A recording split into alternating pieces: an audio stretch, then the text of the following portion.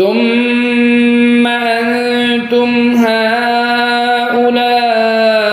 تقتلون